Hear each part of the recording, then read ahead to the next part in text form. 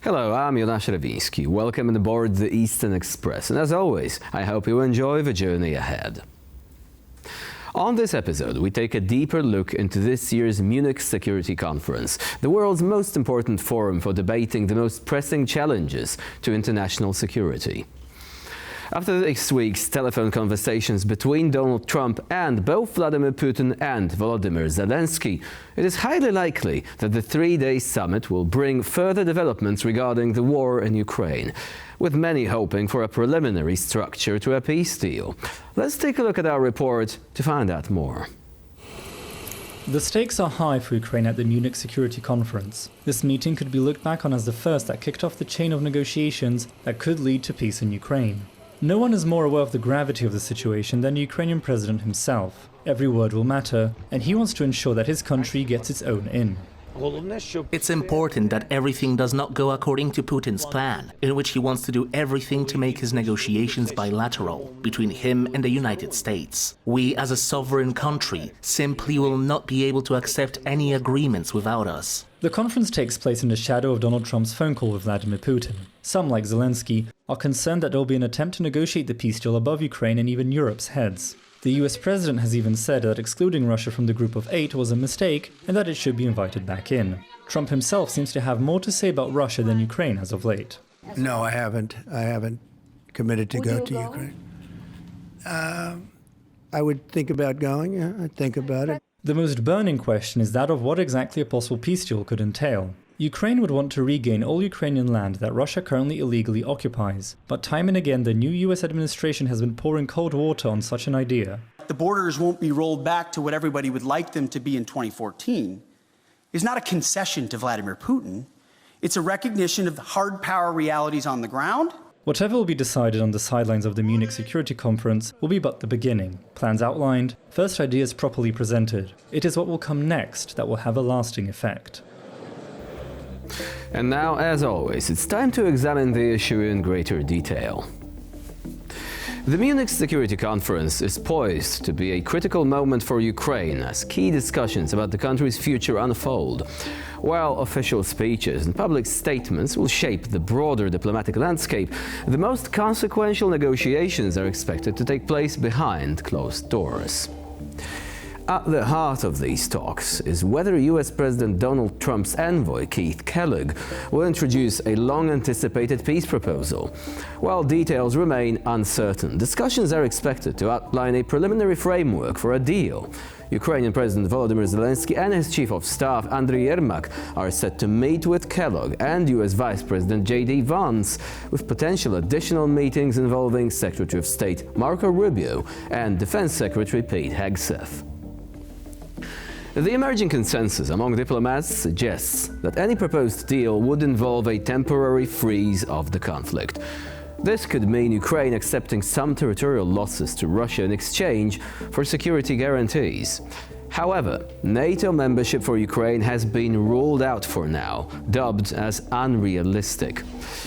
Trump, who recently spoke separately with both Zelensky and Russian leader Vladimir Putin, has indicated that he does not see NATO membership for Ukraine as a practical option.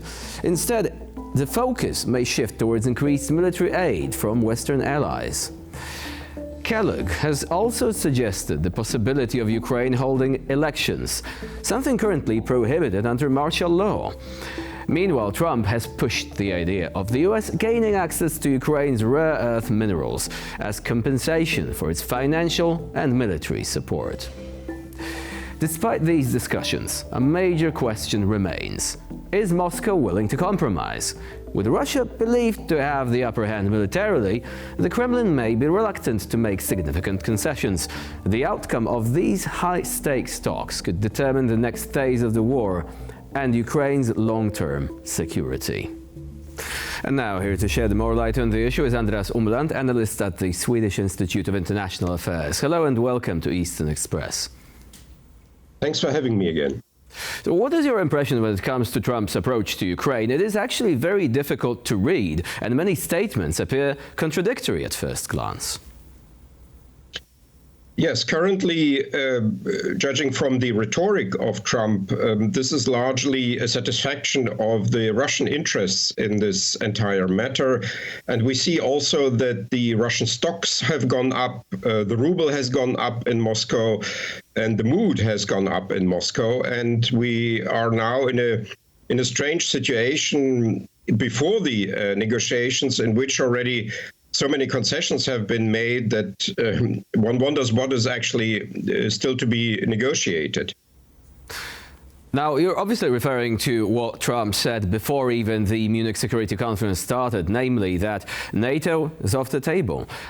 Pete Hegseth said that Ukraine is unlikely to regain its pre-war borders. But also there were other statements made after that.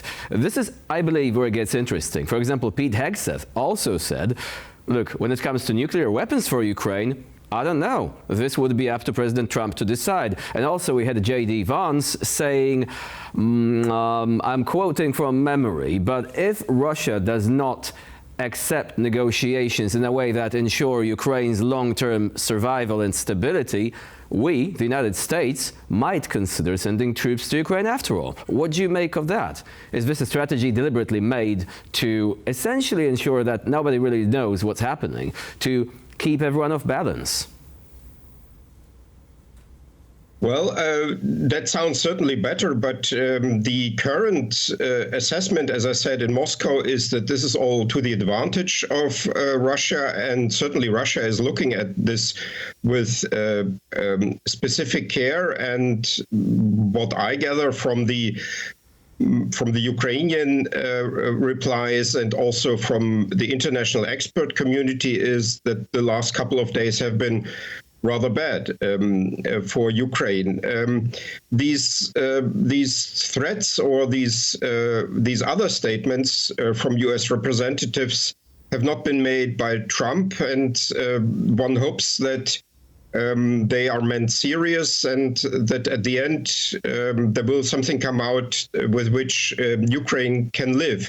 But currently, the mood is rather gloomy in Ukraine. So one statement that was definitely made by Trump was kicking Russia out of the G8 and making it a G7 was a mistake. I would like to see Russia come back. Why would Trump make such a statement at this early stage?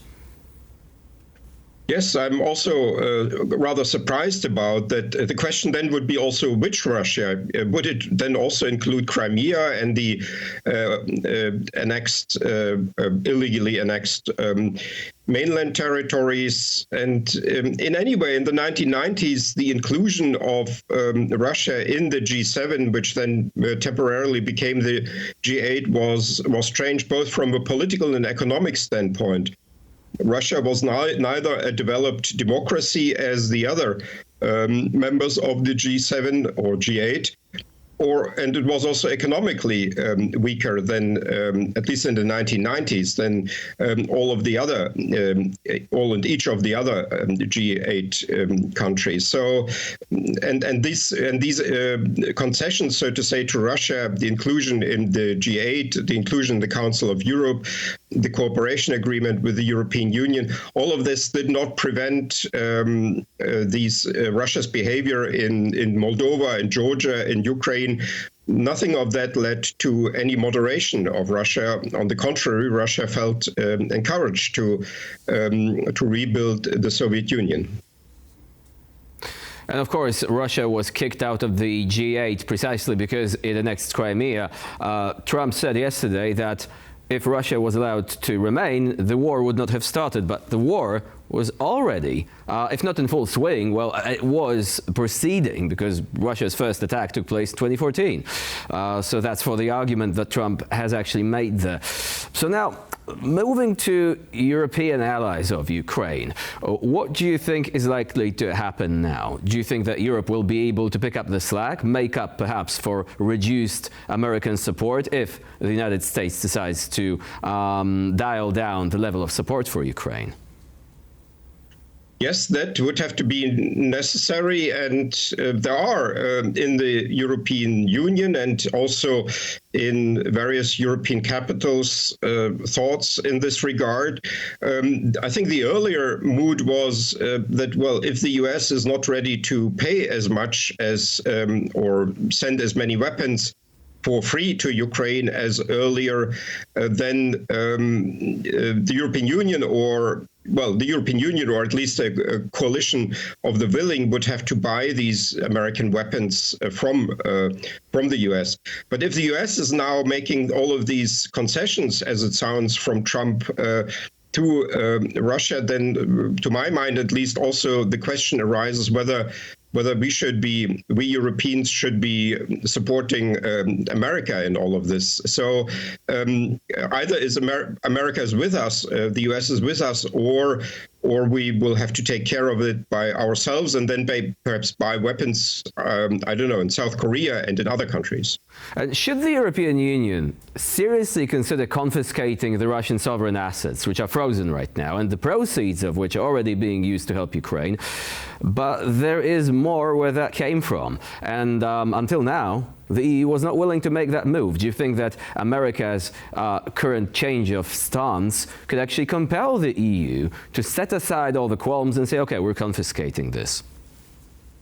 Yes, one very much hopes that finally, better late than never, this decision is made. It should have been made, of course, in 2022, immediately after the freezing of these assets, and that finally this money is being given to Ukraine, or it's used basically for buying European weapons for Ukraine, or making other or providing other help for Ukraine. So this is money that lies there idle and unused and could be of immediate use. And it would, for instance, allow Ukraine, if Ukraine's budget is improved with this money, to increase the frontline salary for soldiers, and then Ukraine could perhaps quickly solve its staffing problem, its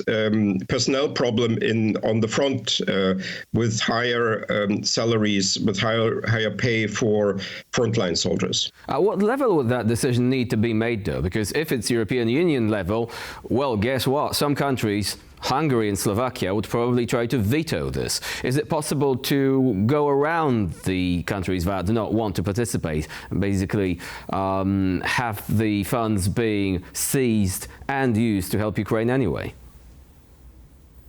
I think that is a technical question that would have to be solved if the major countries of the European Union, such as Germany, France, Italy, will make this decision, and including also Poland, of course. But I'm not mentioning Poland here because Poland would, I think, be in favor of this anyway.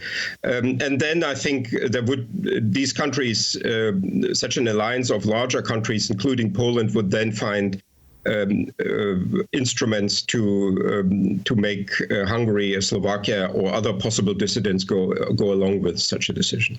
What about the contingent of troops that would need to be sent to monitor the border? I mean, the temporary border, the line of contact, we should probably call it, because we're not assuming that anyone is going to accept the shifting of borders formally. I mean, this is going to still be illegally annexed territories in a frozen conflict. But nevertheless, who do you think would be ready to send troops? Because if Europe is to increase spending, possibly to 5% GDP, that's the target, also send troops within a fairly brief timeline, do you think it will be capable of doing so? And if not, what countries could actually come to Europe's aid? Well, France has already raised this issue, so one would expect that perhaps the International Legion of France could be employed. I would also assume that Central East European countries, including Poland, would be ready to do that if there is a reassurance from the US that NATO's Article 5 is fully valid, continues to be fully valid for countries like Poland, Lithuania, Latvia, Estonia, and Finland, the frontline states, so to say. But by what capacity? Because I think the United States, I'm not sure if it was President Trump himself or Pete Hegseth, they said the troops that would be sent to monitor the line of contact, they would not be covered by Article 5. So are you referring to the coverage of Article 5 vis-à-vis the countries such as Poland, Lithuania and so on, in the case of Russian aggression against their territories or interests and not against the troops stationed in Ukraine temporarily? Exactly. What I mean here is just the actual NATO territory, that NATO Article 5, Washington Treaty Article 5 continues to be fully valid. We had actually many cases before that NATO troops had, or troops of NATO member countries, obviously, first of all, of the US, have made out of area missions across the world. So this is not such an unusual situation. The unusual aspect of it is, of course, that if these troops are then being shot at, this would be Russia, a nuclear weapon state, and so that has a different dimension. So I think the decision to send actually Western NATO country troops to Ukraine would be a very difficult one. And I think the easier decision here, eventually the cheaper decision would be to simply send the Ukrainians weapons and money, to let them buy weapons and recruit new Ukrainian soldiers with higher salaries and with better equipment, better training, better preparation, better insurance, better medical services, and so on, and then have the Ukrainians themselves solve this. I think the more interesting question here for me are also now, in the light of what just happened in Chernobyl, a rediscussion of the issue of a no-fly zone over Ukraine, or at least select no-fly zones over certain Ukrainian cities and objects. Speaking of all things nuclear, do you think that the current situation could spell the end of non-proliferation on the continent? Well, it looks like that if Russia is awarded for this war, a war of a nuclear weapon state, an official of a nuclear weapon state under the Non-Proliferation Treaty, assisted by an unofficial nuclear weapon state, North Korea, which is not a member of the Non-Proliferation Treaty, and then Russia gains territory and and Ukraine loses sovereignty. This puts the whole logic of the non-proliferation on its head, and it simply suggests to countries around the world to get weapons of mass destruction to protect their territorial integrity and national sovereignty. So a challenging moment indeed. Andreas Umland was our guest today here on TVP World. Thank you very much for joining us and for sharing your insight. Thanks for having me again. And now we move on to Eastern News Flash, a series of all the other stories from the East that you really don't want to miss. Reports indicate that Ukraine has launched a massive counterattack near the town of Pokrovsk. The settlement is considered to be a crucial part of the front line in eastern Ukraine. The recent counter-offensive operation carried out by the Ukrainian military has resulted in the reclamation of several villages around Pokrovsk. This has also severely hindered Russia's advance on the town, which had been ongoing for several weeks. In the late summer of 2024, the situation around Pokrovsk had deteriorated for Ukrainian defense and gave the Russians the opportunity to press for the settlement. Should the Russians capture the town, they would be in a prime position to threaten even the city of Kharkiv itself. Since the start of 2025, however, Russian attacks have overall been becoming less frequent. Despite this shift, Pokrovsk sector still remains the most active one, as between a third to a half of all Russian attacks take place here out of the entire 1,000-kilometer-long front line. German defense company Helsing has announced that it will strengthen Ukraine's drone fleet. The company plans to produce 6,000 attack drones to be delivered to Ukraine. The drones in question are of the HX2 kind. They are not only cheap to produce, but many of them can be linked together to form swarms that are controlled by a single human operator. These drones are also immune to electronic interference due to their onboard artificial intelligence. It is believed that this drone delivery should be able to help address Ukraine's current numerical disadvantage when compared to Russian forces. This announcement follows a previous order of 4,000 strike drones for Ukraine. Helsing also says it wants to establish several so-called resilience factories across Europe, which would be capable of manufacturing thousands of such units monthly. This decision is regarded as a sign that a broader strategic initiative to bolster European defense production and independence is being undertaken by European manufacturers. Ukraine's National Security and Defense Council has imposed sanctions on many prominent Ukrainian individuals, including former President Petro Poroshenko. MPs from the former head of state's party recently blocked parliament proceedings in protest of the decision. Petro Poroshenko faces sanctions over allegedly committing high treason. Investigators claim that he took part in purchasing coal from the Russian-occupied parts of eastern Ukraine during his 2014 to 2019 presidency. This suspected scheme was also meant to have involved prominent pro-Russian political figures. Poroshenko himself has called the sanctions a, quote, colossal blow to internal unity. He also said that legal restrictions have been imposed on him and accused President Zelensky himself of being behind the decision. Members of parliament from Poroshenko's European Solidarity Party blocked the proceedings of the Ukrainian parliament in response to the sanctions. They took over the main hall and held up signs with slogans such as Ukraine is not Russia and no to dictatorship. The announced sanctions list also includes several Ukrainian oligarchs and former MPs from a pro-Russian Ukrainian political party that has been banned.